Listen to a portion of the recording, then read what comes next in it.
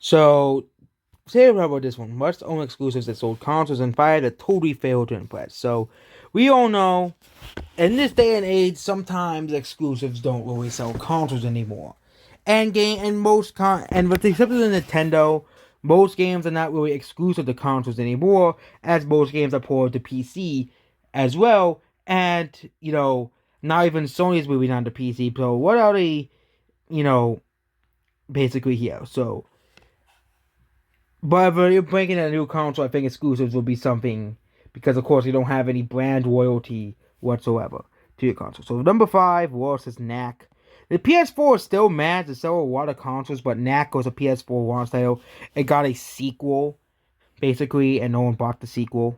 So, and Knack was basically trying to be like, come like, oh, what, you know what?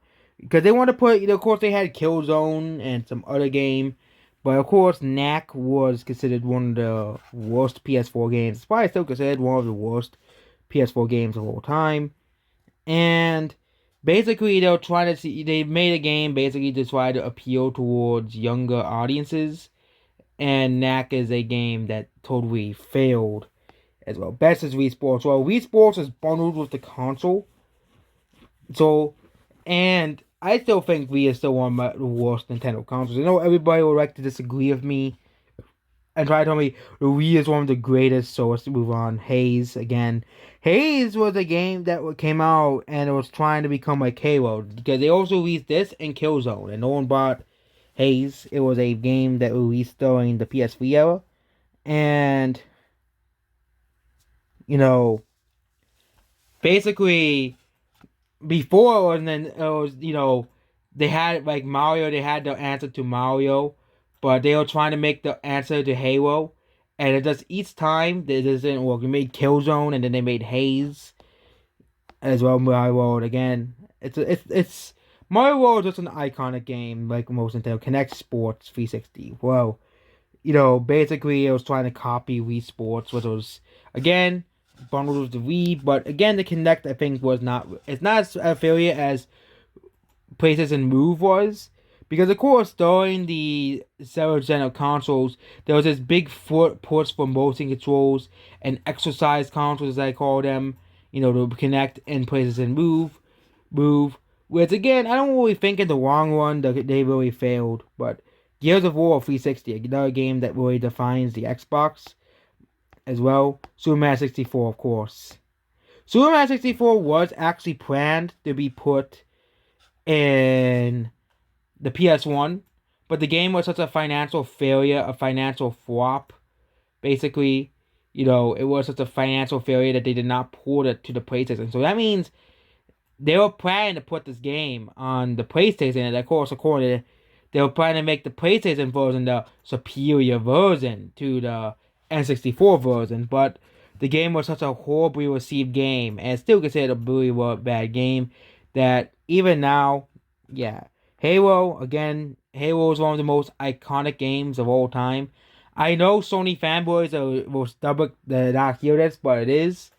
Halo is a game that basically, made FPS games popular on the 360 to begin with, and the Xbox consoles. And yes, I don't really think. I think out of Sony only has right. Nintendo has two in the best, and Microsoft has two in the best. Best. Nintendo has one in the worst, and Microsoft has one in the worst, and Sony has the most and the worst currently. So what is the best exclusive of all time? E.T. Yeah, Atari. That was a big L for you. It's a game. Yeah, not surprising. That's the worst. I'm surprised they didn't include Bubsy 3D. That was on the PlayStation 1. Bubsy 3D. Bubsy 3D is still only on the PS1. So the only way you can play Bubsy 3D. What's the best one? Mario 64. So Nintendo basically won this one. Nintendo basically wins in exclusives. I'm surprised they didn't pick Ocarina of Time, but Mario 64 did revolutionize the gaming industry. And Ocarina of Time was just a very successful game, but Mario 64, I think, in terms of better games, Mario 64 is better than Ocarina of Time, because without Mario 64, Ocarina of Time technically would not exist as a video game. So, there you go. I think it's sort of like top 10 best and worst, because you have a lot of like very big exclusives on consoles that you're missing. Like, for example, you have Zelda Breath of the Wild and World, road. And of course, you have some really bad exclusives on the PlayStation, like Bubsy 3D was a PlayStation exclusive game. Bubsy 3D. Despite it mentioned Bubsy 3D. And so some really bad DS exclusives as well. But there wasn't really any notorious bad DS games as well. You have, of course, I think you can really, if you have a, and of course, if you want to really fill a list of top 10 exclusives, you just put Nintendo exclusives and just end it down. Because I think it was the top 10 of, Breath of the Wild. You probably would have included, they probably would have included Smash Brothers Ultimate, and they probably would have included The Last of Us. I think those are 3 games they'll probably include.